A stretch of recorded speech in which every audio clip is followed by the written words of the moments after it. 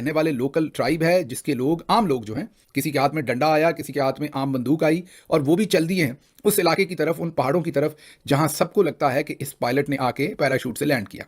जितने भी fighter jets के पायलट होते हैं उन सब की ट्रेनिंग के अंदर शामिल होता है कि ऐसे माहौल के अंदर उन्होंने किस तरीके से सर्वाइव करना है, एग्जिस्ट करना है, स्केप करना है और वापस अपनी फ़ौज तक पहुंचना है, या जब उनकी फ़ौज पहुंचे, रेस्क्यू ऑपरेशन हो तो उनके साथ वहां से रवाना होना है। जाहिर है उनके पास तमाम किस्म का इक्विपमेंट होता है जिससे वो कई दिन तक सर्वाइव कर सकते हैं। अब ये किसी को नहीं पता कि वो कितने ज़ख्मी हैं, क्योंकि ये जो इलाका है सारे का सारा बहुत ही संगलाख किस्म के खुश्क पहाड़ हैं। हम आपको नक्शे पर भी दिखा रहे हैं कि ये खोजिस्तान एग्जैक्टली ईरान में कहाँ वाक़ है। अब इस इलाके के अंदर इस पायलट के पास एक गन भी होगी ज़रूर, ताकि अगर कोई इसके करीब आए तो वो अपने आप को बचा सके। उसके अलावा उसके पास ऐसे ट्रांसमिटर्स, मतलब ऐसे रेडियो, ऐसी वायरलेस उर्फ़ आम में जिसकी जो भी फ्रीक्वेंसी होगी वो वहाँ पर लोकल लोग नहीं सुन सकेंगे, लेकिन वो इनक्रिप्टेड किस्म की मैसेजिंग वापस अपने हेडक्वार्टर के साथ कर सकता है उनको अपनी लोकेशन बताने के लिए। और उसने छुपना भी है, उसने अपने आप को महफूज भी रखना है और इस सब चीज़ों की उसके पास ट्रेनिंग है। दूसरी तरफ जैसे हमने आपको बताया कि अमेरिका जब से ये जहाज़ गिरा है, एक नहीं बल्कि 2 जहाज़ गिरे थे और इस पायलट की खुसूसी तौर पर तलाश जारी है। अमेरिका ने अपने कई हेलीकॉप्टर इससे हिट करवाए हैं। अब ईरान तो अब तक ये क्लेम कर रहा है कि वो 5 से 6 हेलीकॉप्टर्स को हिट कर चुका है। अमेरिका कहता है हेलीकॉप्टर्स के ऊपर फायरिंग ज़रूर हुई है, लेकिन हेलीकॉप्टर कोई भी क्रैश नहीं हुआ और हमने अपने हेलीकॉप्टर वापस बाहिफाजत उतार लिए हैं। ईरान की जो तस्नीम न्यूज़ एजेंसी है वो अब वीडियोस जारी कर रही है। अब ये पता नहीं, आजकल जंग के हालात में एआई भी है, सब कुछ है, ये हमें मालूम नहीं है, ना ही हम इसकी जिम्मेदारी ले सकते हैं कि ये वीडियोस दुरुस्त हैं। लेकिन जो वीडियोस इस वक्त सोशल मीडिया पे हैं जिसमें हेलीकॉप्टर्स गिरते हुए नजर आ रहे हैं, अब ये भी हो सकता है एआई से बनी हो, ये भी हो सकता है ये कोई साबका वाकया हो, ये भी हो सकता है कि ये करंट हो, क्योंकि अभी तक इनकी कंफर्मेशन किसी ने नहीं दी।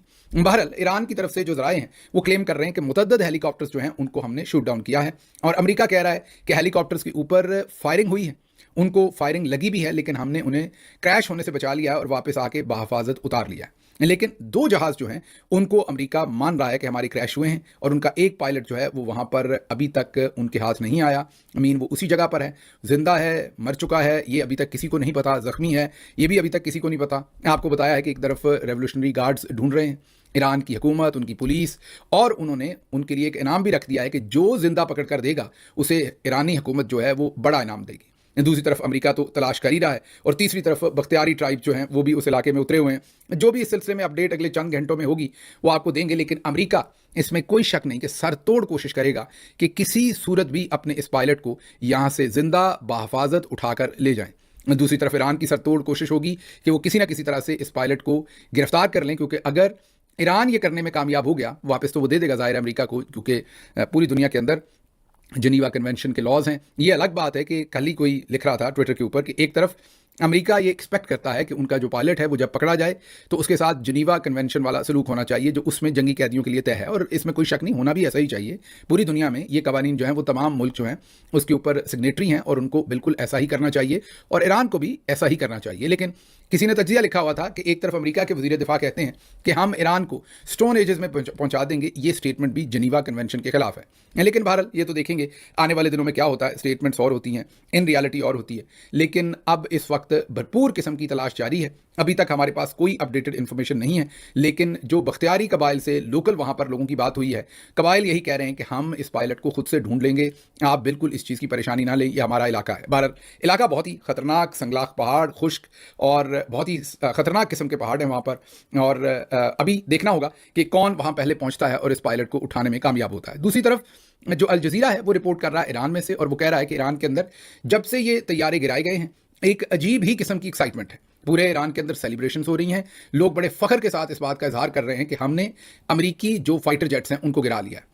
अब अमेरिका के अंदर जो डिफरेंट एक्सपर्ट्स हैं टेलीविजन के ऊपर इंटरव्यू के अंदर शामिल हो रहे हैं, उनमें से कई को मैंने सुना वो ये कह रहे हैं कि ये ईरान ने कोई ख़ास किस्म के किसी, आप ये कहिए कि कोई S-300 या S-400 किस्म के सिस्टम्स के साथ इसको नहीं गिराया। ये लगता है कि जो शोल्डर मिसाइल हैं या शोल्डर से चलने वाले जो इस तरीके के इक्विपमेंट्स हैं उनसे ही इस जहाज़ को गिराया है, और ये सारी दुनिया को हैरान कर देने वाली बात है अगर वाकई ईरान ने ऐसा किया है, क्योंकि अमेरिका समेत सभी तकरीबन ये समझते हैं कि अमेरिका ने जो एयर डिफेंस सिस्टम है ईरान का उसको अभी तक मुकम्मल न्यूट्रलाइज कर दिया या तबाह कर दिया है।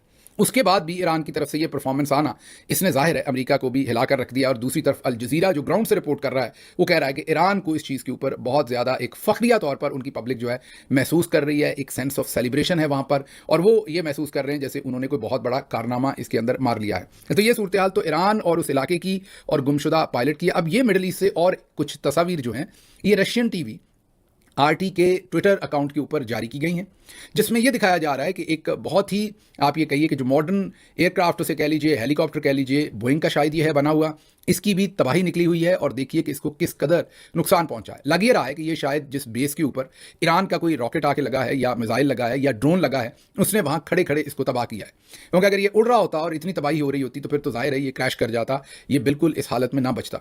तो लग रहा है कि इसको वहां पर जहां भी ये पार्क था, जहां पर भी ये खड़ा था, वहां पर आकर ड्रोन ने हिट किया और अब इसको किसी हैंगर के अंदर छुपाया हुआ है। लेकिन इसकी ये तस्वीर जो है वो लीक हुई हैं और अब रशियन टीवी जो है इन तस्वीर को बता रहा है। शायद लोग क्लेम कर रहे हैं कि कतर के अंदर है, लेकिन ये हतमी तौर पर कहना अभी तक मुश्किल है। अब जो फ्रेंच प्रेसिडेंट है, उनका भी एक बयान सामने आया। उनसे पूछा गया कि सदर ट्रंप ने कहा है कि हमने ईरान को मुकम्मल तबाह कर दिया है, वहां पर सब कुछ तबाह कर दिया है। आप इस बारे में क्या कहते हैं? तो उस पर जो फ्रेंच प्रेसिडेंट है उन्होंने क्या कहा है, सुनिए। Il y a eu des emprises nucléaires qui ont été détruites, à nouveau frappées.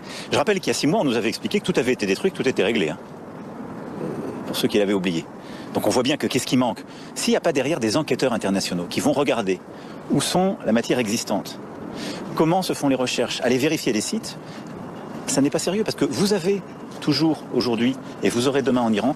सुन लिया आपने। उन्होंने कहा कि जी हाँ, हमें पहले भी यही 6 महीने पहले बताया गया था जब ईरान के ऊपर हमला किया गया था कि सब तबाह कर दिया और अब दोबारा उन पर हमला कर दिया गया है। हम बार बार इस तरीके से बेवकूफ़ नहीं बन सकते जिस तरीके से हमें बेवकूफ़ बनाने की कोशिश की जा रही है।